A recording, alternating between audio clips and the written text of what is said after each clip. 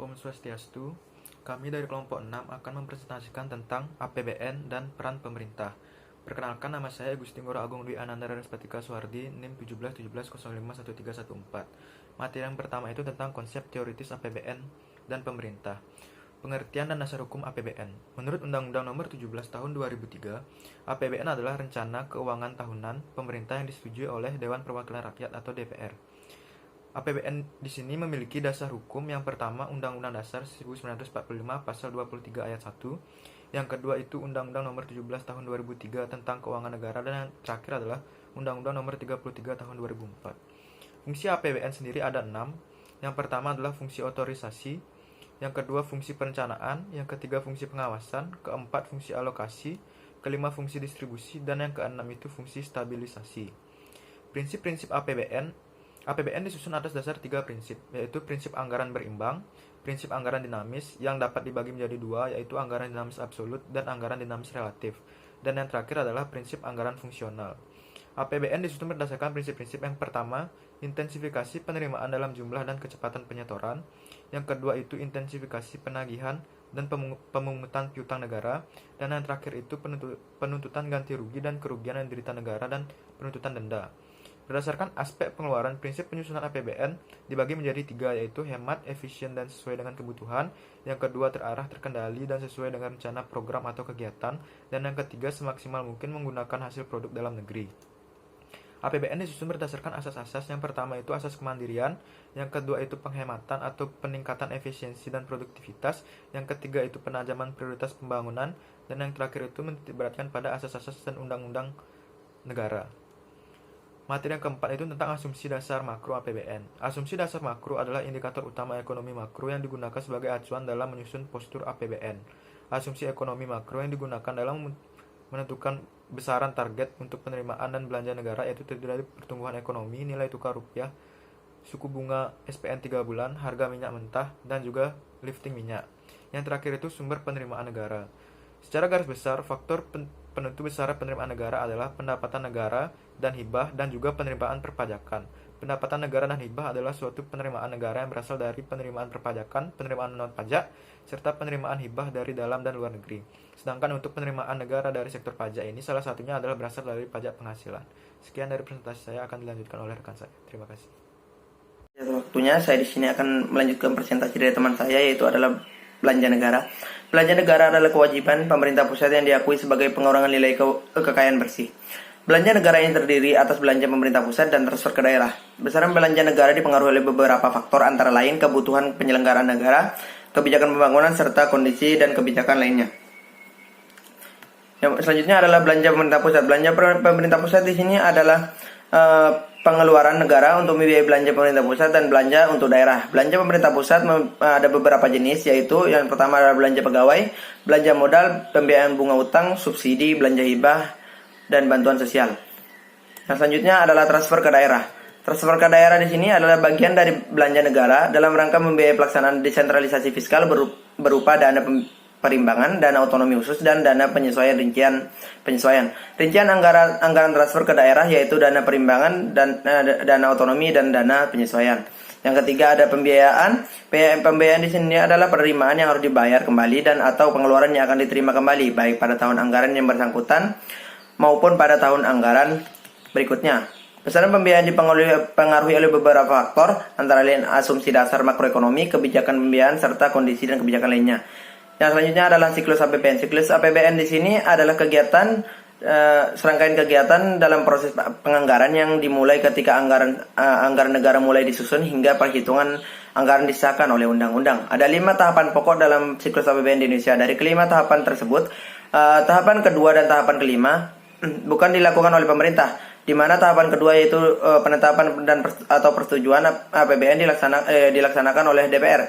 Yang selanjutnya adalah tahapan kelima, yaitu pemeriksaan dan pertanggungjawaban dilakukan oleh BPK atau Badan Pemeriksa Keuangan. Selanjutnya, semua tahapan lainnya itu dilaksanakan oleh pemerintah. Tahapan kegiatan dalam siklus APBN adalah sebagai berikut: perencanaan dan penganggaran APBN, penetapan dan persetujuan APBN, pelaksanaan APBN, pelaporan dan pencatatan APBN, dan pemeriksaan dan pertanggungjawaban APBN. Yang selanjutnya adalah potret anggaran, pendapatan, dan belanja negara. di negara Indonesia. Potret data penerimaan dan pengeluaran APBN Indonesia tahun 1998 sampai 2014 yaitu adalah mengalami penurunan secara drastis pada APBN pada tahun 1998 sampai 1999 yang diakibatkan terjadinya krisis ekonomi di Indonesia yang mengakibatkan perekonomian turun drastis dan diperparah dengan kondisi negara yang sedang tidak stabil, sehingga dapat dikatakan bahwa tahun tersebut perekonomian Indonesia sangatlah buruk dalam sejarah.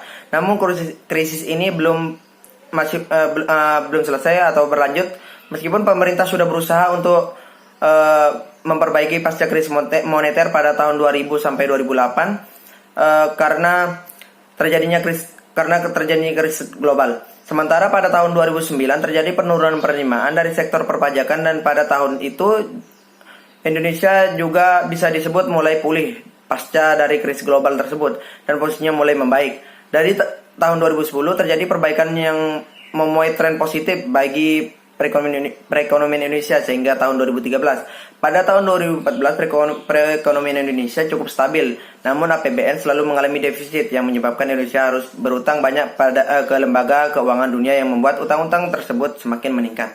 Baik, terima kasih. Sekian presentasi dari saya. Terima kasih. Perkenalkan, nama saya Kadaimas Mirayani, NIM 1717051030. Pada kesempatan kali ini, saya akan menjelaskan mengenai potret penerimaan pemerintah Indonesia tahun 1998 sampai dengan tahun 2014. Secara umum, perkembangan penerimaan mengalami fluktuasi dari tahun ke tahun, di mana tahun the best atau terbaik adalah tahun 2008 dan pada tahun 1999 terjadi penurunan dari masing-masing sektor penerimaan sehingga tahun itu disebut sebagai the bad atau terburuk. Penerimaan pemerintah dalam hal ini berkaitan dengan pajak dan non-pajak. Penerimaan dalam negeri terutama berasal dari sektor perpajakan memberikan kontribusi rata-rata 68,99% dengan pertumbuhan rata-rata 15,6%. Sedangkan penerimaan negara bukan pajak memberikan kontribusi rata-rata 31,1% dengan pertumbuhan rata-rata 11,5%. Dalam analisis penerimaan pajak, perpajakan masih menjadi sumbangsi terbesar bagi pendapatan negara. Penerimaan pajak negara terdiri dari pajak dalam negeri dan pajak perdagangan internasional. Pada tahun 1998, penerimaan pajak negara adalah sebesar 120.395 miliar. Namun, pada tahun 1999, penerimaan negara dari sektor perpajakan mengalami penurunan menjadi 24.999 miliar. Akibat terjadinya krisis ekonomi di Indonesia ini. Dilihat dari perkembangan penerimaan negara dari sektor perpajakan, baik itu pajak dalam negeri maupun pajak dari perdagangan internasional dari tahun ke tahun, pertumbuhan penerimaan dari sektor pajak terus mengalami peningkatan. Peningkatan penerimaan dari sektor pajak yang besar juga terjadi pada tahun 2000 yaitu sebesar 365%. Akan tetapi perlu diperhatikan bahwa juga terjadi penurunan penerimaan dari sektor pajak yaitu pada tahun 1999 sebesar 76% dan pada tahun 2009 yaitu sebesar 6%. Selanjutnya, dalam analisis penerimaan non-pajak berasal dari pendapatan sumber daya alam, minyak, gas, dan bumi atau migas, serta pendapatan SDA non-migas. Dari tahun 1998 sampai 2014, kontribusi penerimaan non-pajak yang terbesar berasal dari minyak bumi dengan nilai tertinggi pada tahun 2013 yang menyumbang sebesar 129.339 miliar. Baik, sekian pemaparan materi dari saya. Terima kasih. Baik, terima kasih atas kesempatan yang diberikan kepada saya. Perkenalkan, nama saya Mahadis Taya, NIM 17170511313. Di sini saya akan melanjutkan materi dari pemateri sebelumnya, yaitu mengenai analisis pengeluaran belanja pusat dengan melakukan analisis growth and share. Analisis growth and share akan lebih mudah jika data yang ada telah dimasukkan ke dalam grafik, sehingga kita hanya perlu melihat di mana letak data tersebut. Yaitu jika analisis pengeluaran belanja pusat, data tertinggi pada tahun 2008 dan data terendah pada tahun 1999. Dan analisis growth and share ini juga dilakukan pada data pengeluaran transfer daerah, mana data tertinggi yaitu pada tahun 2008 dan data terendah yaitu pada tahun 1999, 2002, 2003, 2004, dan tahun 2005. Kebijakan fiskal diarahkan untuk memberikan stimulus bagi perekonomian pada periode gejolak ekonomi global, namun dengan tetap memperhatikan kesinambungan fiskal. Yang dimana stimulusnya ada pada APBN 2009 mengenai belanja pegawai dan juga kebijakan subsidi. Selanjutnya kita akan membahas mengenai proyeksi total penerimaan dan pengeluaran belanja negara Indonesia pada tahun 2045 dan juga mengenai proyeksi total penerimaan pada APBN Indonesia tahun 2045. Mana proyeksi ini dihitung dengan persamaan linier sama dengan Y sama dengan A plus BT, di mana A sama dengan sigma Y per N dan B sama dengan sigma YT per sigma T kuadrat, sehingga hasil A sama dengan 97.639,65421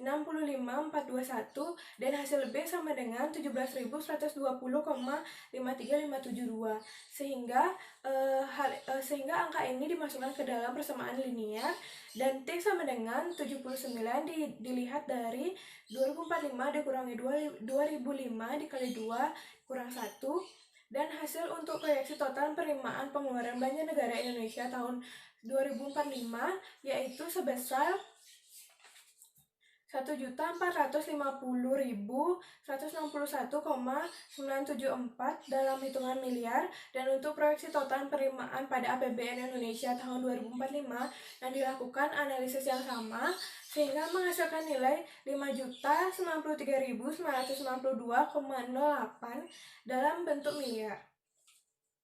Baik, sekian presentasi dari saya, dilanjutkan oleh pemateri selanjutnya. Terima kasih. Baik, di sini saya akan melanjutkan presentasi dari teman saya, dari rekan saya. Ada perkenalkan, nama saya Heri Hermawan, NIM 1134. Dan di sini saya akan melanjutkan presentasi terkait dengan bagaimana cara kita mencari proyeksi total pengeluaran pajak pada APBN tahun 2045. Nah, sebenarnya teman-teman caranya itu sama saja seperti sebelumnya, yaitu dengan menggunakan persamaan Y A plus B kali T. Jadi persamaan ini teman-teman bisa, jadi ini persamaan growth and share. Jadi persamaan ini teman-teman bisa gunakan untuk mencari berapa sih total pengeluaran pada APBN tahun 2045 nanti yang akan diramalkan seperti itu. Nah, untuk A-nya sendiri teman-teman bisa cari dengan cara membagi antara seluruh jumlah Y pada tabel. Jadi datanya harus terkumpul terlebih dahulu, membagi jumlah Y pada tabel, dibagi dengan jumlah N-nya. Jadi dibagi dengan N-nya, berapa sih tahun yang pada tabel tersebut disertakan seperti itu. Jadi itu untuk mencari A-nya. Kemudian untuk mencari B-nya, teman-teman bisa cari dengan cara menjumlahkan antara Y kali T seluruh komponen. Jadi sigma YT teman-teman jumlahkan dibagi dengan jumlah T kuadratnya seperti itu, T kuadrat pada tabel. Dan untuk T-nya sendiri, teman-teman di sini yang dipakai adalah T rata-rata. Jadi T ini yang berfungsi untuk menafsirkan nanti berapa sih jumlah pengeluaran pajaknya, baik pengeluaran-pengeluaran yang lainnya pada APBN tahun 2045 nanti. Jadi membagi antara sigma T kuadrat per N-nya, per jumlah tahunnya seperti itu. Ini untuk persamaannya seluruh persamaan growth and share itu memakai persamaan Y sama dengan A plus BT. Itu untuk pengeluaran. Kemudian untuk penerimaan pajak pada APBN tahun 2045 sama juga, tetapi yang perlu dicamkan teman-teman yaitu yang perlu dicamkan adalah tabel yang dipergunakan adalah tabel penerimaan pajaknya. Jadi bukan tabel pengeluarannya seperti itu. Jadi perlu dilihat dulu tabelnya apakah benar. Kalau benar, teman-teman bisa hitung dengan persamaan Y sama dengan A plus BT. Nanti hasil dari persamaan ini itulah yang menunjukkan berapa sih tafsiran pengeluarannya, berapa tafsiran penerimaan pajaknya, atau penerimaan non pajak, atau tafsiran belanja pusat pada APBN 2045, dan yang terakhir yaitu tafsiran terkait dengan transfer daerah pada APBN tahun 2045. Jadi seluruh hasil-hasil yang ingin teman cari, baik pengeluaran sampai transfer daerah, itu bisa teman-teman cari dengan cara persamaan Y sama dengan A plus BT. Jadi hasilnya ini itulah yang menunjukkan hasilnya, tafsiran dan ramalannya berapa sih. Dan itu hanya ramalan seperti itu. Jadi kita menafsirkan di sini berapa sih jumlahnya nanti akan keluar. Nah, itu teman-teman, jadi ini sudah hampir sama dengan materi sebelumnya yang disampaikan oleh presenter sebelumnya. Jadi saya tidak menjelaskan panjang lebar. Sekian presentasi dari kami dari kelompok 6. Apabila ada salah kata kami mohon maaf. Kami tutup dengan para musanti. Om Santi Santi.